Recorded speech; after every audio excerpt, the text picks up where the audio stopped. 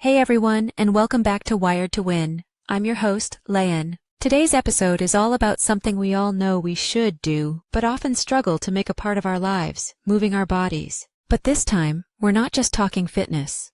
We're talking mental health, clarity, focus, and emotional strength. What if I told you that movement isn't just good for your body, but also one of the most powerful tools to heal your mind? Whether you're feeling stuck, anxious, drained, or just not yourself, this episode will shift how you think about exercise forever. We're diving into the science and the soul of it all, why movement works, how it rewires your brain, lifts your mood, reduces anxiety and depression, boosts your focus, helps with sleep, and even fights off cognitive decline. Inspired by the incredible work of neuroscientist Dr. Jennifer Heiss, this episode blends research and real life. We'll talk about how to beat exercise resistance when you're low on motivation, and how to build a movement routine that fits your mind and lifestyle. This isn't about running marathons. This is about reconnecting with your body to reclaim your energy, balance, and mental well-being. So, if your mind has been feeling heavy, overwhelmed, or foggy, this is your sign to move. Let's talk about how your body could be the medicine your mind has been waiting for.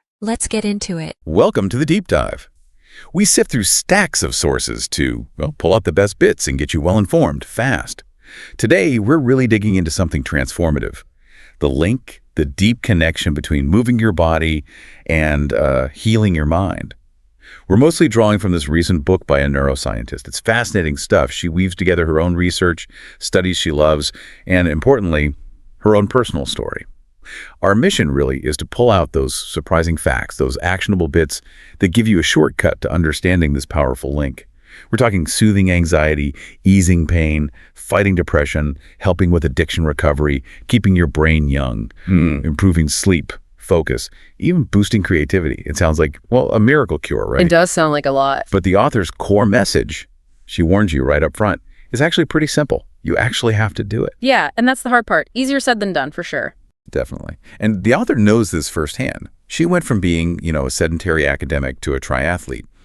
Her own life challenges, a marriage ending, a past eating disorder that actually led her to find exercise, was this powerful antidote for her. So let's unpack that. What does it mean for you?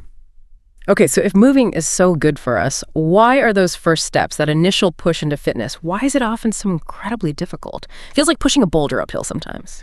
It absolutely does. And our brain, it's partly to blame. It really has this natural resistance to change. It prefers, the status quo. The brain tries to keep the body in what the author calls its homeostatic happy place, its comfort zone. But here's the thing. Those settings, they're kind of outdated, set like a million years ago when starvation was a real daily threat. So our hunger dial, for instance, it still gets cranked up when we move more. That was great back then, kept us alive. But now, in our modern lives, sitting around a lot, it just means we often end up eating more than we move. Our brain assumes we're moderately active, but, most of us aren't. So the whole energy balance gets thrown off. Okay, right. So reason one, it's hard. Yeah. Our brain is essentially wired for laziness. This isn't just me being weak-willed, it's biological. Exactly. Your brain is incredibly conservative with energy. Think about our ancestors, right? They might have had these intense hunts lasting hours chasing prey after something like that, utterly exhausted. So minimizing any extra movement was crucial for recovery. That laziness wasn't a flaw, it was survival. It helped them pass on those energy-wise genes. And we still carry those genes. Our modern brains still prioritize efficiency. There's this cool study with a guy in a robotic exoskeleton. Oh, yeah. Yeah, it changed his stride, and within minutes, his brain figured out the absolute most efficient and least energy-using way to move. So this lazy brain, it sends out these constant negative messages, especially when we're stressed or tired. Why bother exercising? It's hard. Do you even have time? Wow, that's some serious internal pushback. So how do we fight that? How do we overcome this built-in laziness when our biology seems to be working against us? Well, thankfully, there's a wiser part of the brain, your prefrontal cortex. It can override those, emotional pleas from the lazy brain. It deals in reason long-term goals. So the practical advice from the source here is key. First, treat exercise like an appointment, a really important one. Get out your calendar, actually schedule it in, just like a critical meeting. Too often we treat it as optional, something we'll fit in, which, let's be honest, rarely happens. Right, make it non-negotiable. Exactly. Scheduling tells your lazy brain, nope, this is happening. Yeah. Second, make a detailed plan. Put it in the calendar too. What are you doing? When? Where? Who with? Making decisions on the fly drains willpower, and that's exactly what the lazy brain wants. A study showed women with a specific plan were way more consistent. So planning ahead saves that mental energy for the workout. Okay, makes sense. Yeah. But beyond the lazy brain, there's another issue. Yeah. Exercise itself can feel stressful, right? What's going on there? Well, yeah, technically exercise is a physical stressor. Think about it like this. You're in Yellowstone. Suddenly there's a bear charging at you. Okay, terrifying. Right. Your brain's fear center, the amygdala, just lights up, triggers that stress response. You get a rush of adrenaline for quick energy, then cortisol kicks in for sustained energy. This whole up and down stress response, that's how our body adapts and grows stronger. It's a process called allostasis, basically, stability through change. It's what helps you get fitter, more resilient. So you need some stress, but not too much. The author calls it a tortoise-like approach, finding your just right intensity. Exactly that. And just right is really personal. It's that sweet spot, comfortable but challenging enough to make you adapt. It's usually at or maybe slightly above your lactate threshold. That's the point where exercise starts to feel properly hard. Research shows exercising below that feels pretty good. Push just past it, though, and it can quickly feel fairly bad, even terrible. The author definitely learned that the hard way, starting too hard, just led to quitting. Okay. Been there. Yeah. But the good news is, training actually shifts that threshold. Your comfort zone expands. What feels hard now will eventually feel good, totally manageable. So the actionable advice is super important. Start with baby steps. Seriously, if you haven't been active, even a brisk walk might feel tough, and that's okay. Start with what's comfortably challenging for you. Maybe it's just walking down the driveway or around the block. Aim for consistency, 3 days a week. Schedule it. Then, slowly, add a minute or two each week. Then maybe add another day. And only then start thinking about intensity. Slow and steady, like the book's wellness walk idea. That's how the author became a runner. Okay, so we've managed to start. We've found our pace. How does exercise keep helping then? Especially with things like anxiety, pain, depression. The author's story about panicking in that triathlon swim, that really hits home how anxiety can mess with your mind and body. Oh, completely. Her experience really hammers that home. Anxiety often comes from an overactive amygdala, the brain's threat detector. When it's overactive, it sends out false alarms, creates these illusory threats, basically stressing you out for no good reason.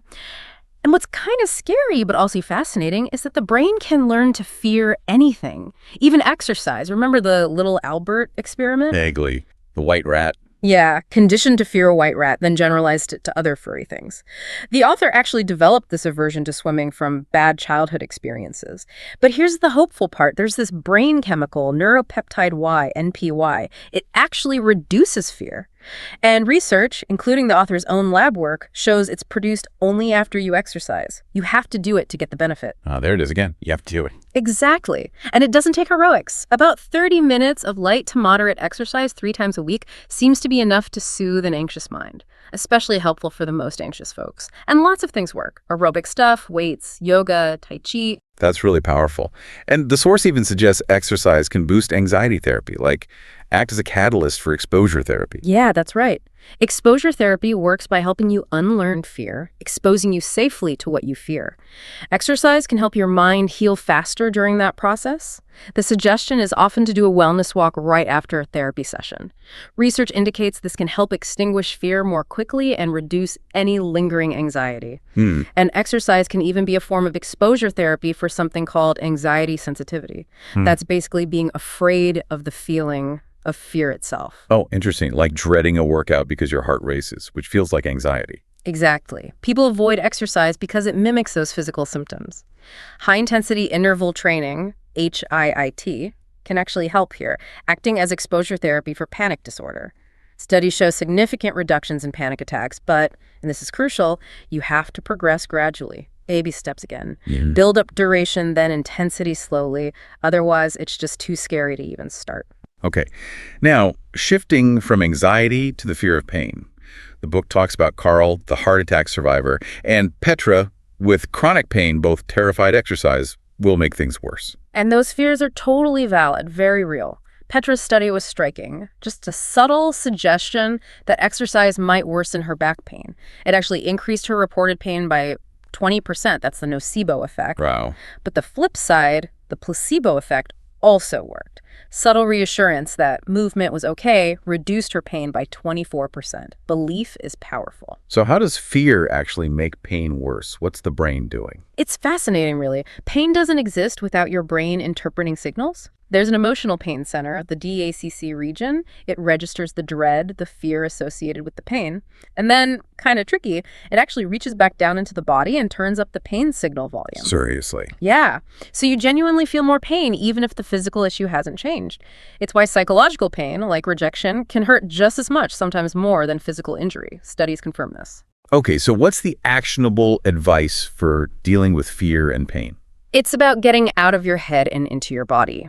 The technique recommended is attention to breath. Simple but powerful. You just focus on the physical sensation of breathing, your belly rising and falling, the air moving in and out of your nose. The neuroscience backs it up.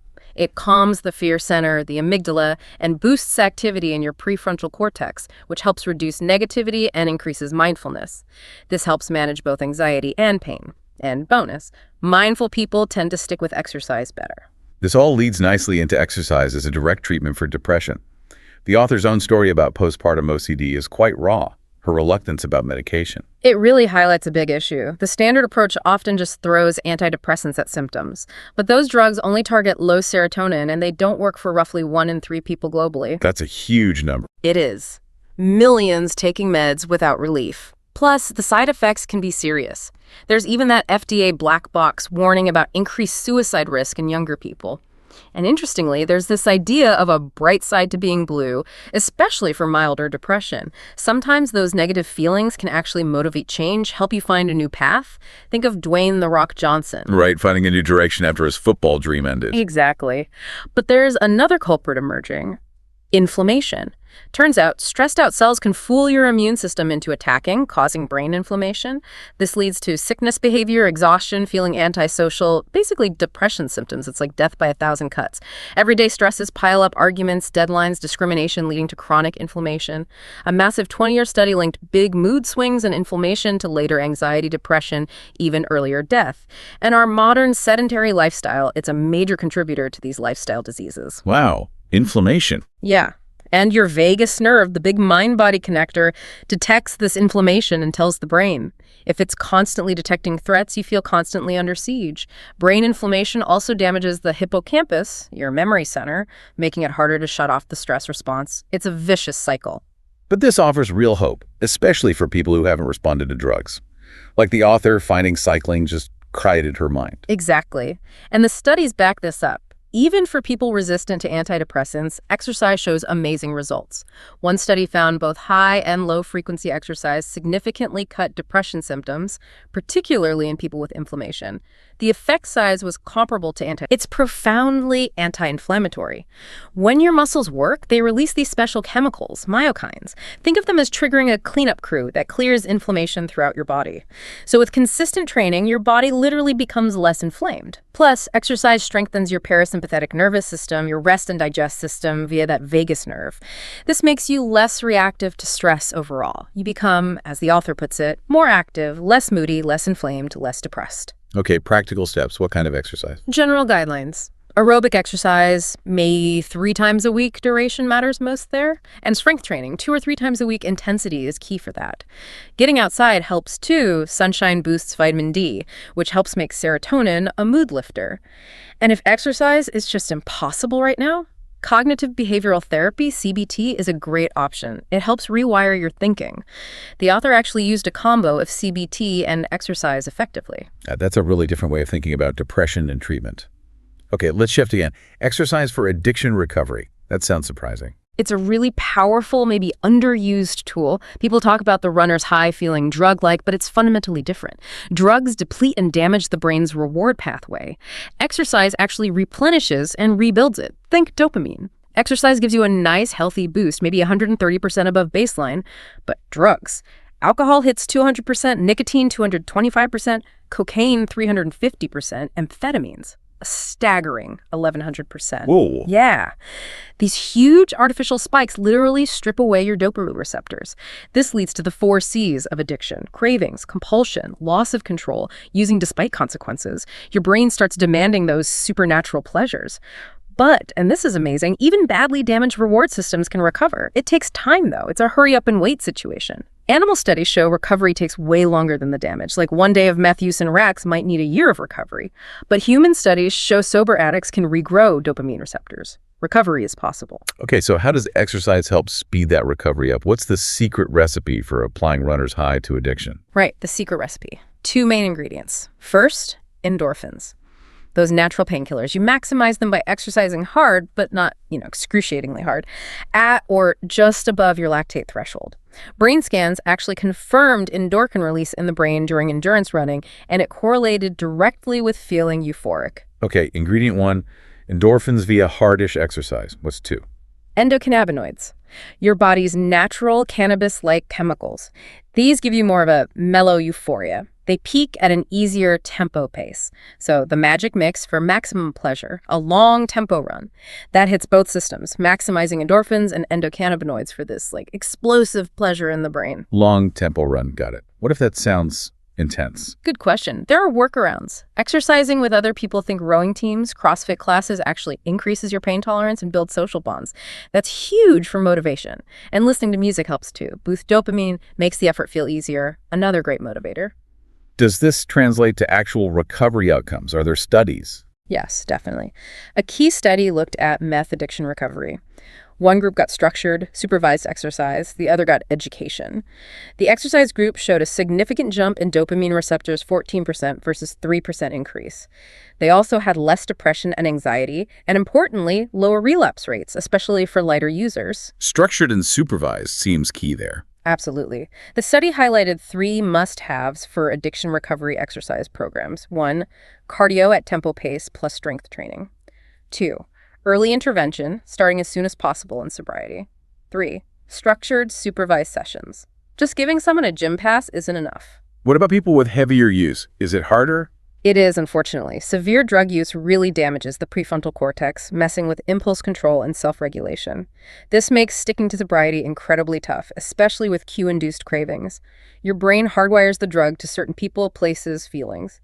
These cravings often peak about a month into sobriety and can linger for 6 months. It's a really vulnerable time for relapse. So what's the solution for that longer-term challenge? The author suggests what she calls the 13th step of sobriety, extending that structured, supervised exercise beyond the initial rehab period. Grassroots programs like Run for Your Life do exactly this. That continued support is vital for weakening those cue drug links and building lasting recovery. Makes sense. And what about prevention? Yeah. Especially for teens, their brains are still developing, more vulnerable. Yeah, teens have this sort of dopamine deficiency by design as their brains mature, making them seek novelty and reward. Old school anti-drug campaigns like "This is your brain on drugs" sometimes backfire, just making kids curious. Right. A better approach is teaching a healthy, active life. Studies show active teens are less likely to experiment with drugs. Exercise gives them that dopamine hit in a healthy way. The author herself shares how she swapped nicotine for food addiction before cycling finally helped her break free by replacing harmful habits with healthy ones. It's a powerful cycle. Okay, let's pivot from recovery to keeping the brain sharp as we age, challenging those stereotypes. I love the story of the author's friend choosing walks over a pill, and the Iron Nun, Sister Madonna Butter, doing Ironmans at 86. Yeah. Her motto, age is a matter of mind. If you don't mind, it doesn't matter. Inspiring. Totally inspiring. And she proves that negative stereotypes about aging, getting cranky, frail, isolated, can become self-fulfilling prophecies if you buy into them. Right. And the fear of dementia, the D word, is huge. But interestingly, worrying about it can actually mess with your memory, the worried but well phenomenon. The crucial point here is, yes, some decline happens with age, but the rate depends hugely on genes and lifestyle. The author's lab looked at dementia genes. They found being physically inactive can completely wipe out the benefit of having good genes. Lifestyle can actually be more impactful than genetics here. You can't change your genes, but you absolutely can change your lifestyle. That is incredibly empowering. So what are the key steps from the book for brain health as we age, the master's course? Unit 1, take a stand. Literally, the author stresses, sitting is the new smoking. Prolonged sitting leads down this path. Depressed metabolism, blood pressure, sugar problems, vascular damage, starving the brain's white matter, leading to cognitive decline. A shocking 30% of dementia risk is linked to being sedentary. Wow, 30%. Yeah. So the assignment, simple but vital, Stand up for 2-minute movement breaks every 30 minutes, especially if you sit 4+ hours a day. It keeps blood flowing to the brain. Okay, stand up more. Unit 2. Interval walking. Being active, like brisk walking an hour a day, offsets a lot of the harm from sitting. Master athletes show us half of age-related fitness loss is preventable, and higher fitness in midlife is protective. Every small bump in your fitness, your VO2 max, cuts dementia risk by 20%. So what kind of interval walking? The suggestion is Wellness Walk Plus. 3 minutes easy pace, 3 minutes faster pace. Repeat 5 times. It's better for blood pressure and blood sugar than steady walking, directly lowering dementia risk. Again, progress to what feels comfortable, challenging for you. Got it. Unit 3. Sound Science Week. BDNF. Brain-derived neurotrophic factor. Think of it as Miracle-Gro for your brain cells. It helps them grow, function better, enhances neuroplasticity, the brain's ability to rewire itself. So it helps you learn, remember. Exactly. While growing totally new brain cells in adults is debated, we see clear improvements in brain function, like memory. The authors' lab found 12 weeks of interval walking boosted episodic memory by 30% in sedentary seniors. And the improvement was directly tied to how much fitter they got. So higher intensity intervals seems key for memory. Seems that way. So the advice is, once regular interval walking feels easy, try HIIT protocols, maybe add hills, try interval biking or swimming. Okay. Unit 4. Group work. Yeah, a couple of things here. First, exciting research on a hormone called irisin released during exercise. It might mimic exercise's effects on memory, potentially leading to an exercise pill someday for those who can't move easily. But for now, exercise friends. Social connection is huge for sticking with it long term. And for people with mild cognitive impairment, MCI, supervised resistance training tripled the chances of improving back to normal cognition. But adherence drops massively once supervision stops. Only about 25% keep it up. Why is the social part so important? Because loneliness and isolation are terrible for the social brain. It increases dementia risk because the brain isn't getting that needed social stimulation. Simple solutions work. Senior walking clubs, seniors' gyms. Programs need to be fun, affordable, accessible, and social. It helps lonely seniors reconnect, and it creates a positive cycle. A healthier brain makes exercise easier. The book mentions Betty, 85, with mild dementia, whose virtual cycling group hugely improved her quality of life. That's lovely. So the advice, make at least one workout a week social. In-person, virtual, whatever works. And mix it up aerobic, strength, tai chi, they all help cognition. It all connects. And it's amazing to hear the author herself qualified for a world championship race through her dedication. Shows what's possible. Okay, moving from brain youth to brain rest, let's talk sleep. How does moving more help us recharge better? It's a huge connection, often overlooked. Sleeplessness is rampant. 1 in 3 people, 30% have insomnia symptoms, and the link to mental illness is stark. Insomnia makes you 10 times more likely to be depressed, 17 times more likely to be anxious. Wow, those are big numbers. Huge. Sleep deprivation messes up communication between your fear center, amygdala, and your rational prefrontal cortex. Leads to anxiety, moodiness. It's especially tough on teens whose brains are still wiring that connection. The stats on teen sleep linking to self-harm are truly alarming. We really need to check in with teens about their sleep. Yeah, absolutely. Plus, poor sleep causes microsleeps, zoning out. It tanks your vigilance, thinking, decision-making. Think surgeons making more errors, or just you making more mistakes at work after a bad night. And it makes you more sedentary and crave high-calorie junk food. A nasty cycle. Okay, so how does exercise break that cycle? How does it reset our sleep? 2 main ways. First, it helps reset your brain time, your circadian rhythm, so you fall asleep faster. Your internal clock runs slightly longer than 24 hours, about 24.2 hours. Without cues like daylight, it drifts. Bunker experiments prove this. Exercise, like light, helps sync that internal clock back to real time.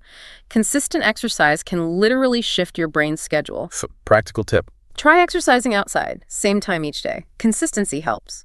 You can also tailor it to your chronotype, morning lark or night owl. Morning-afternoon workouts help you sleep earlier, fall back. Evening workouts help you stay up later, spring forward. Even a 7 a.m. run club helped high schoolers adjust. What about exercising from bed? Bad idea. Generally, it's fine. The main thing to avoid is really vigorous activity within an hour of bedtime. That can raise your heart rate and temperature, making it harder to drift off. But moderate exercise earlier in the evening, usually okay. Okay. And the second way exercise helps sleep. It helps you sleep more soundly by influencing adenosine. Think of adenosine as a sleep pressure chemical. It builds up the longer you're awake and active. The longer and harder you exercise, the more adenosine builds up, signaling a stronger need for sleep. This leads to deeper, more restorative sleep. That deep sleep, slow wave sleep. Exactly. That's when you pay off your sleep debt. Slow-wave sleep declines with age, which might let toxic stuff build up in the brain, increasing Alzheimer's risk. But good news, both aerobic and resistance exercise improve sleep quality, including deep sleep in middle-aged and older adults. Oh, and quick tip, banking sleep. Getting extra when you can actually helps you cope better with periods when sleep is restricted. It really all ties together: focus, creativity, sleep, aging. Which brings us to the long game. Sticking with it. The author training for that Ironman must have required incredible focus. Absolutely, and that focus, that creativity, it comes from the prefrontal cortex. Descartes was wrong about mind-body separation. The author says it clearly. We need to move to think great. So exercise fuels thinking. Definitely. It counteracts mind wandering, your brain's vacation mode, and boosts work mode, your executive functions. Working memory, inhibitory control, mental flexibility, all crucial for thinking. Exercise enhances all three. How much exercise? Like during the workday? Even short breaks help. Yeah. Just 5-minute movement breaks can refuel the brain, boosting oxygenated blood flow to that prefrontal cortex.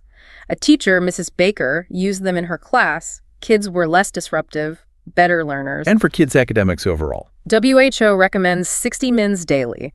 The author's lab found a minimum dose for achievement. 1-2 days a week for elementary, 3-4 days for high school. It also helps kids with ADHD, improving blood flow and dopamine, similar to meds but without side effects. What about creativity? Exercise boosts it, especially divergent thinking, generating lots of unique ideas. Think of the alternative uses test. How many uses for a paperclip? Certain sports invasion games like basketball, net sports like tennis, combat sports seem to specifically train mental flexibility and creativity. So vary your workouts. Yes. Cross-training, adding novelty helps avoid functional fixedness, getting stuck in old thinking patterns. And for kids, unstructured free play is vital. Aim for a 50-50 balance with organized sports. All this focus and creativity can lead to flow, right? That peak state. Exactly. Flow is when your brain's work mode and vacation mode harmonize. You're intensely focused, but also creatively expansive. It frees up brain power. Dopamine is involved, letting you connect ideas freely without getting distracted. This kind of focused effort builds grit, that unstoppable perseverance like Michael Phelps. It's less about 10,000 hours and more about deliberate practice, smart focused quality over sheer quantity. And exercise helps build that grit. It strengthens those executive functions, creating a virtuous cycle. It gets easier to plan workouts, creatively fit them in, override the lazy brain, make sticking with it easier. But the reality check, 40% of new exercisers quit within 3 months, often because it becomes a chore. The goal mindset versus the experience mindset. Right. Focusing only on the end goal, like weight loss or a race time, the goal mindset, can be extrinsically driven and mentally draining, like Gina in the book who quit because she stopped enjoying it. The experience mindset, focusing on the journey, the feeling during the exercise, is intrinsic. That leads to more enjoyment, better adherence, like Elise, who kept loving her workouts. Which brings us back to Terry Fox. His marathon of hope wasn't about him. It was for others. He said, even though it was so difficult, there was not another thing in the world I would have rather been doing. Purpose and movement. And the author's own solo Ironman. 13 hours, 10 minutes. She credits getting through it to thinking about the listener, about sharing this message. Exercise is her medicine, something that literally saved her life. So wrapping this deep dive up, the message is loud and clear. Exercise is medicine. Not just for the body, profoundly for the mind. It can soothe anxiety, ease pain, combat depression, aid recovery, keep your brain young, improve sleep, boost focus, spark creativity, all of it. So the final thought for you to mull over is, what's your exercise RX? Any step you choose is valid. One small step for you. One giant leap for your mental health. The author herself. She's starting a new, less intense program now, inviting you along. Maybe think about what your next step could be. Smaller, sustainable part of your journey. And that's it for today's episode of Wired to Win. I hope this conversation inspired you to see movement in a whole new way, not as a chore, but as a gentle, powerful tool to care for your mind and fuel your spirit. Even the smallest steps count. A stretch, a walk, a dance in your room. It all adds up, and your mind will thank you for it. Thank you so much for tuning in and sharing this space with me. If this episode spoke to you, share it with someone who might need that little push to reconnect with their body and feel better. And don't forget to subscribe because next time, we're We're diving into another life-shifting topic to help you build the best version of yourself, bit by bit. You're not just surviving, you're wired to win. I'm Layan, and I'll see you in the next episode.